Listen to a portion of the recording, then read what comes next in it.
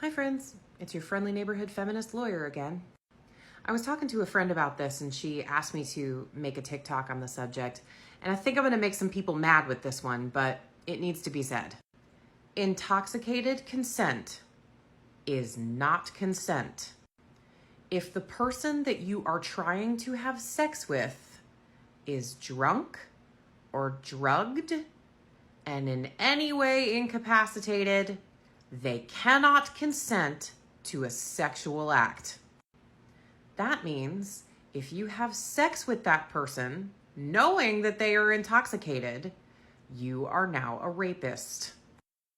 I'm going to quote this Georgia law directly.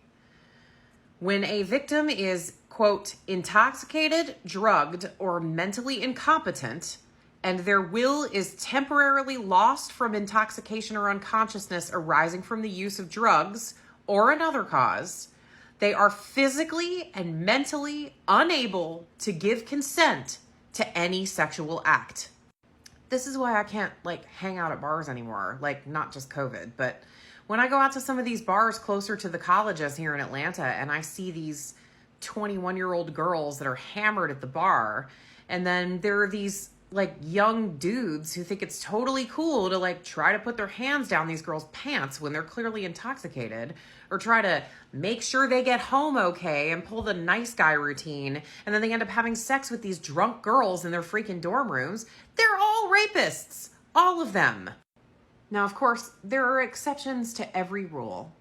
There are exceptions related to previous behavior or agreements made in sobriety, etc. However, just because somebody had sex with you one time before, it doesn't mean they want to have sex with you again. And just because they wanted to have sex with you 5 minutes ago, it doesn't mean they want to have sex with you now. No is valid whenever it shows up. And anything that's not a hell yes is a no. Consent has to be valid, which means not intoxicated, ongoing, which means it hasn't stopped, and enthusiastic, which means it's not, well, okay. It's got to be, yeah, let's do it now. Come on. It's got to be enthusiastic and freely given, not coerced, and not intoxicated. It's got to be valid, and you have to not be a minor either.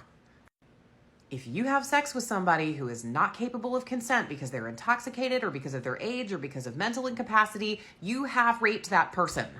And those of you on the fence about whether or not you were sexually assaulted, if you were intoxicated, you were.